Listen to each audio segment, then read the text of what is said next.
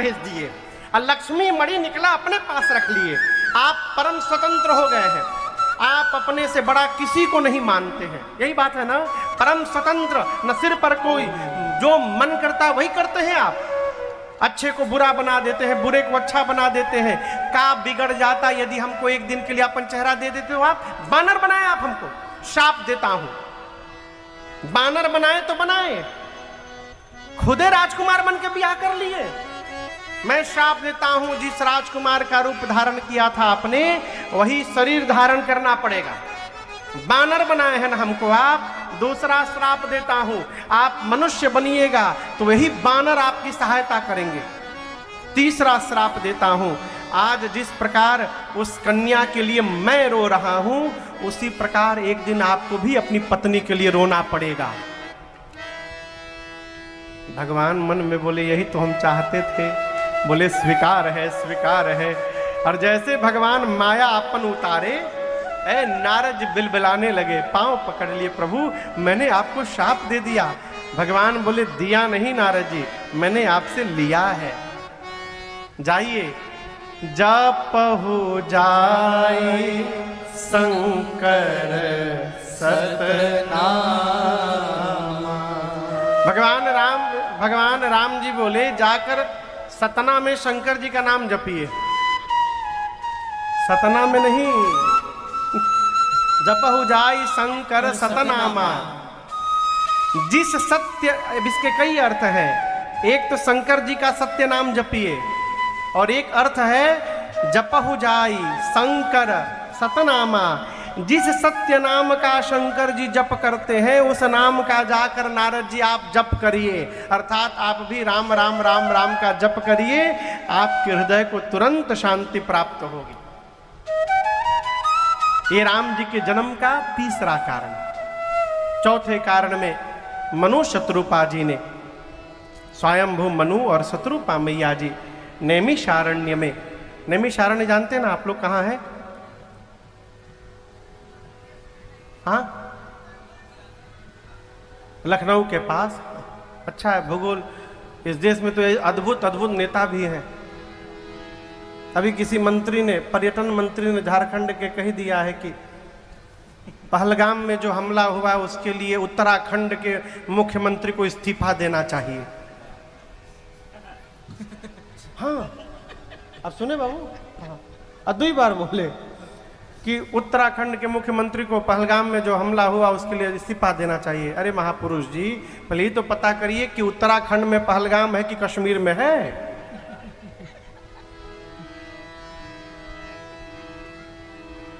नैमिषारण्य कहाँ पर है?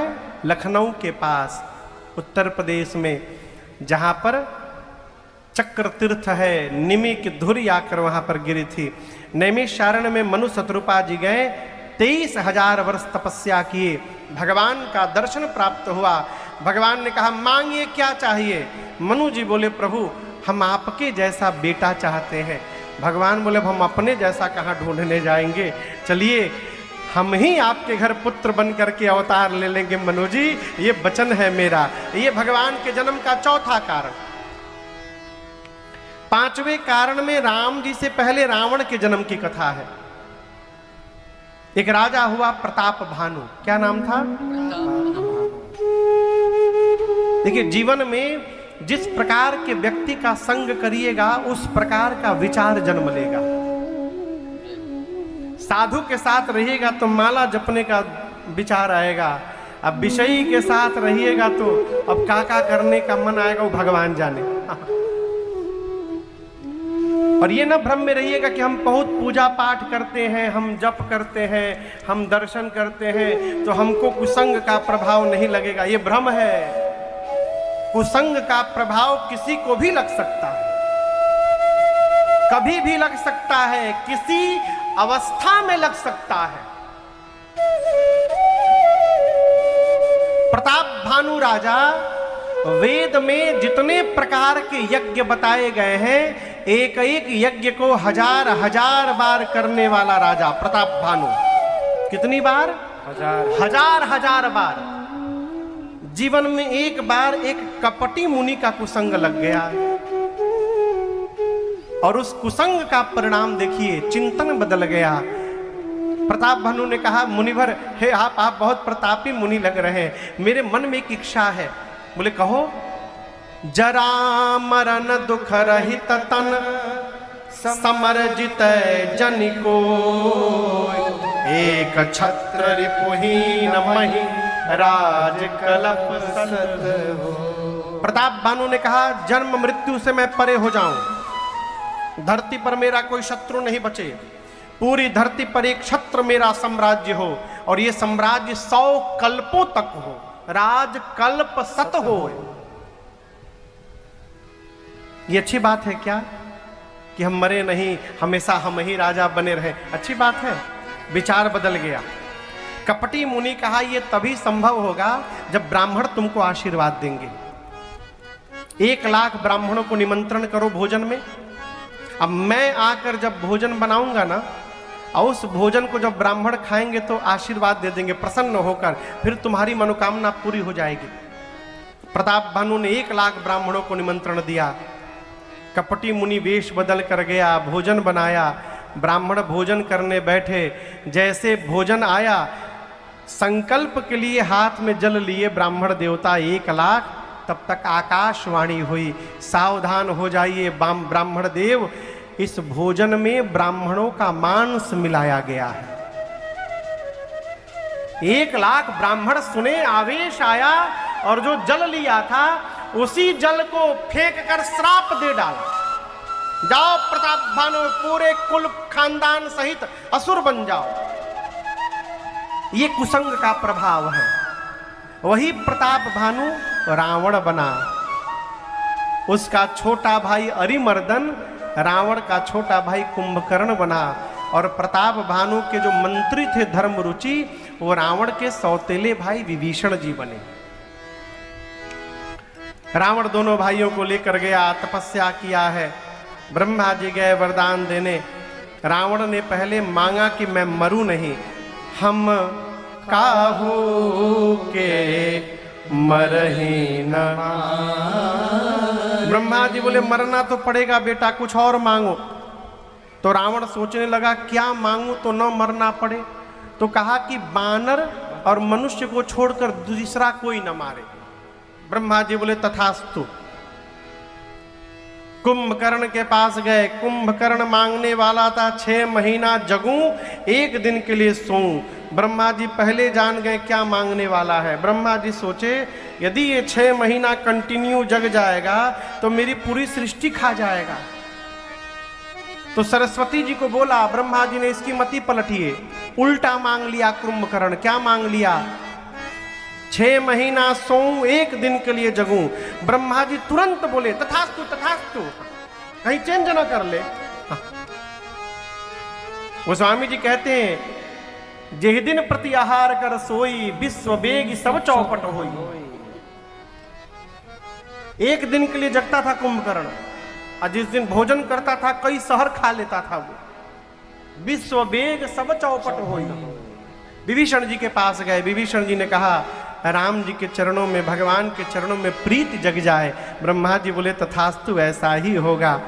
मैं नामक दानव ने अपनी बेटी मंदोदरी का विवाह रावण से कराया।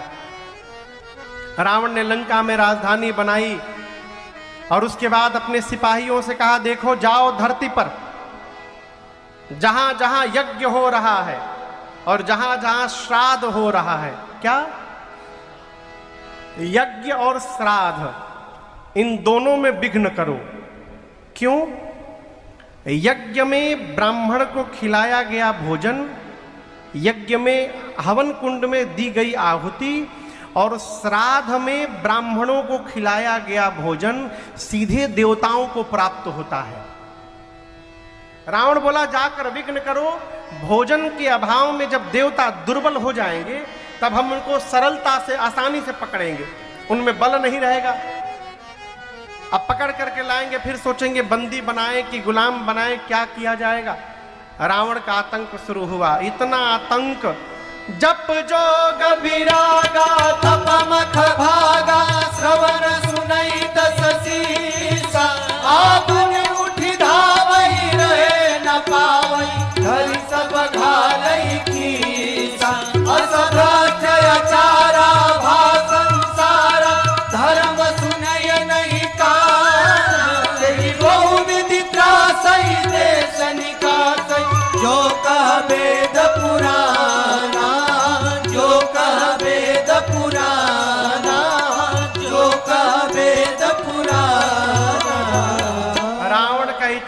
आतंक बढ़ गया धरती पर, गौ मैया धरती मैया व्याकुल हो गई। धरती गौ का रूप धारण करके मुनियों के पास पहुंची। मुनि लोग ब्रह्मा जी के पास ले गए। ब्रह्मा जी सबको ले करके कैलाश भगवान शंकर के पास आए और यहाँ बैठकर आपस में विचार करने लगे, भगवान ही बचाएंगे इस पापी से। भगवान, केवल भगवान की आवाज आई तो क्या शंकर जी गलत बोले थे? बाबा गलत नहीं बोले थे। प्रेम से बुलाएंगे तब प्रकट होगे। आज देवता प्रेम से नहीं बुला रहे हैं, देवता भय से बुला रहे हैं। इसलिए भगवान नहीं आए, भगवान की आवाज आई। भगवान ने कहा आप लोग डरिए मत। देखिए, जीवन में बड़ा वही है जो अपने छोटों का भय समाप्त कर दे। हम इसमें परेशान रहते, कोई हमसे डर काहे नहीं रहा है, वो हमसे कोई डरता ही नहीं है। डराना कोई बहुत बड़ी बात नहीं है, किसी के डर को समाप्त कर देना ये बहुत बड़ी बात है। आप समझ रहे मेरी बात को? भगवान इसलिए भगवान है कि भगवान की शरण में जाने वालों के जीवन से भय समाप्त हो जाता है।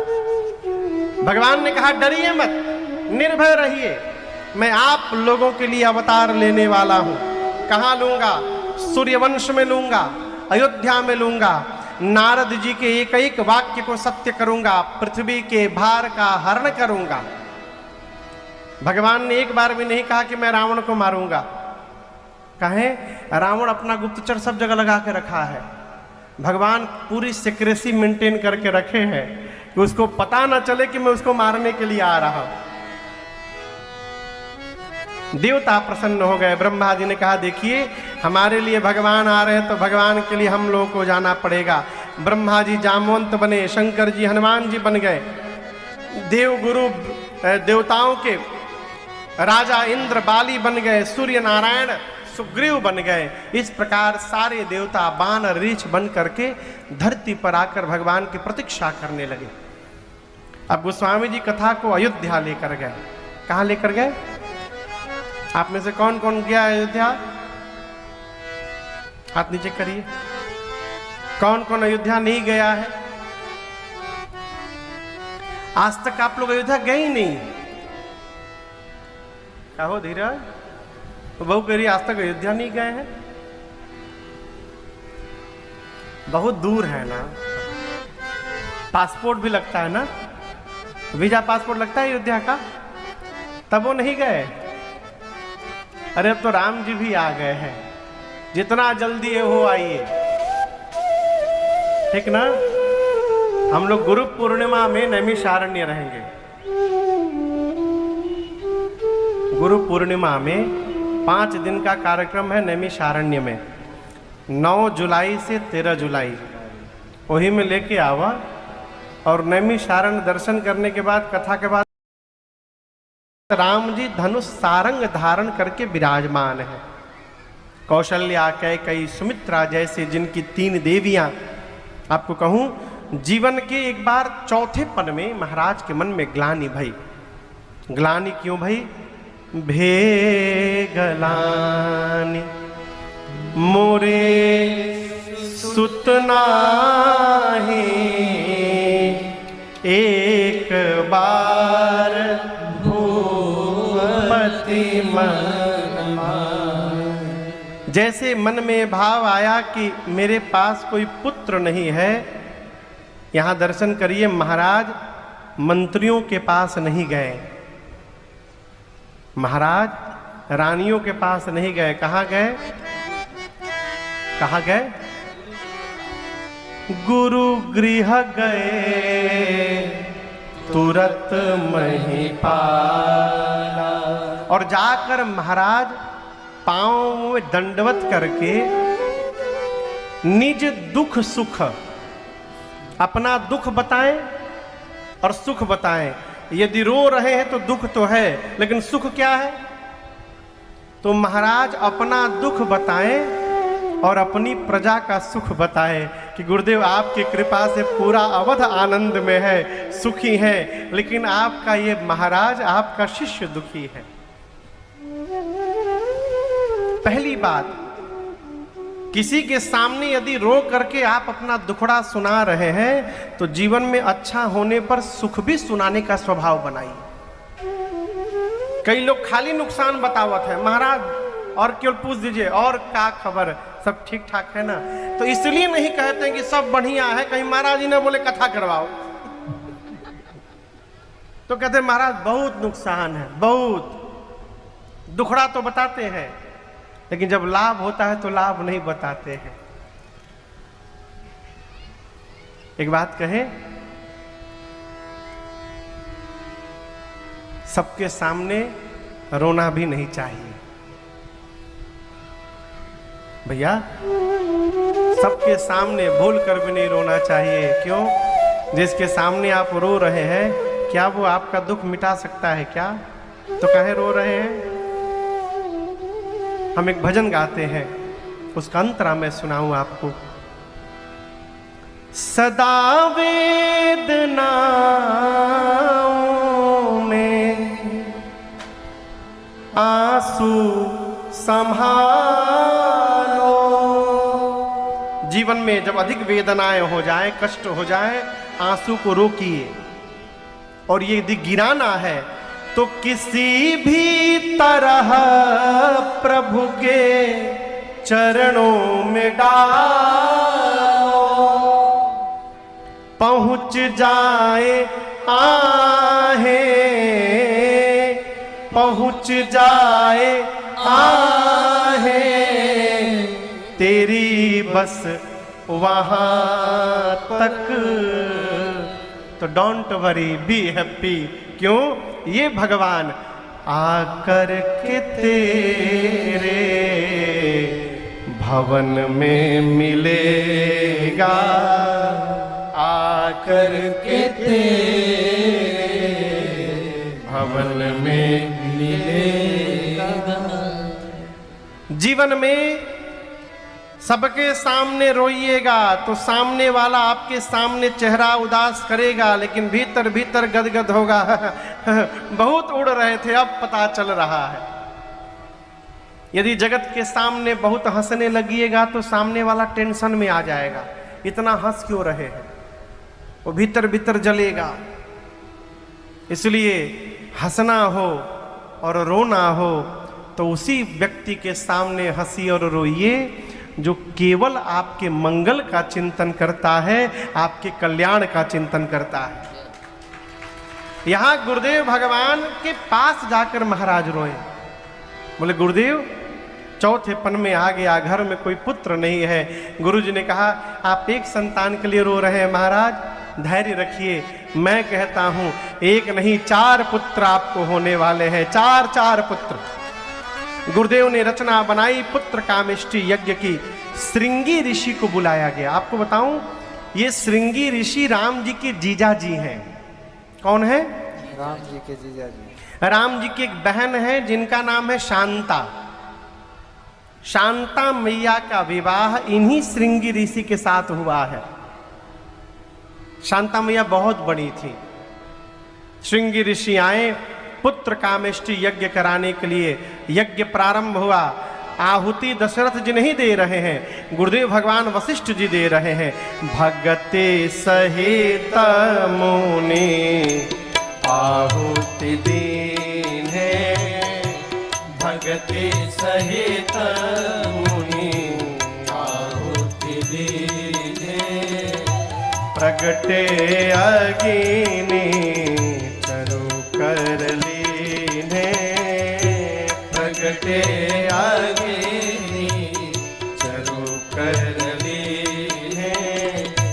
जो वशिष्ठ कछु, जो वशिष्ठ कछु हृदय विचारा, सकल कारवा सिद्ध तुम्हारा, सकल कारवा सिद्ध तुम्हारा, सकल कारवा सिद्ध तुम्हारा।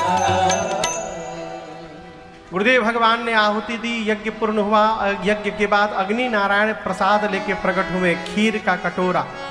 और कहे मुनिवर इस प्रसाद का वितरण करिए। गुरुदेव ने महाराज से कहा, महाराज पूरे प्रसाद को 2 भाग में बांटिएगा, आधा भाग बड़ी रानी कौशल्या जी को दीजिएगा, आधे भाग को 2 भाग में बांटकर पा भाग मझली रानी कैकेयी जी को दीजिएगा, बचे हुए पा भाग को 2 भाग में बांटकर एक कैकेयी और एक कौशल्या जी को देकर कहिएगा, दोनों माताएं प्रसन्न मन से सुमित्रा जी को देंगी। जैसे गुरुदेव ने कहा प्रसाद वितरण हुआ, प्रसाद माँ ने पाया और जैसे मैया ने प्रसाद पाया, मेरे मैया के अंक में मेरे सरकार आकर के बैठ गए। अब देखते देखते माँ कौशल्या के आगे विराट रूप धारण कर लिए। माँ ने देखा भगवान के एक एक रोम के भीतर अनंत कोटि ब्रह्मांड घूम रहे हैं। रोम छिद्र से वेद की ऋचाएं निकल रही हैं भगवान के। भगवान का रंग श्याम वर्ण का है, गले में बनमाल, कमल के पंखुड़ियों के समान विशाल सुंदर नेत्र, हाथ पर आयुध फड़क रहे हैं। भगवान के न सिर का पता न पांव का पता। माँ एक बार नीचे से ऊपर देखी, फिर अपने को देखी, बोली कि इतना बड़ा मेरे भीतर था। मम उर सो बासी, कोई नहीं मानेगा, जो भी सुनेगा हंसेगा। यह उपहासी, कितना भी बुद्धिमान क्यों हो ना हो, विश्वास नहीं करेगा। सुनत धीर मति धीर भगवान के सामने माँ हाथ जोड़ ली, कह दुई कर जोरी, अस्तुति तोरी प्रभु के ही विधि करूं अनंता। हे अनंतानंत प्रभु, आपकी स्तुति मैं कैसे करूं आज? ना आपके प्रारंभ का पता है, ना अंत का पता है। आप हमारे भीतर थे, कौन मानेगा इस बात को? भगवान बोले, मां मैं तुम्हारा बेटा हूं, चरित बहुत विधि के न चाहूं, मैं बेटा तुम्हारा प्रकट हो गया हूं। मां बोली, बेटा बन करके आए हैं कि बाप बन के आए हैं? कहीं ऐसा बेटा जन्म लेता है? आप बाप बने कि बेटा बने? भगवान बोले बेटा बनाओ। मां बोली बेटा कौन मानेगा? सुनत धीर मति थिर न रहे, कोई नहीं मानेगा, आप हमारा लड़का है। भगवान बोले क्या करने से लोग मानेंगे मैं आपका बेटा हूं? मां बोली कि जय शिशुलीला अति प्रिय शीला, अयह सुख परम अनुप। प्रभु आप शिशु लीला करिए। जैसे मैया ने कहा, भगवान तुरंत छोट लड़का बन गए, गोदी वाला लड़का, बबुआ बन गए हो। छोटा बालक बन के भगवान बोले अब ठीक है ना माई?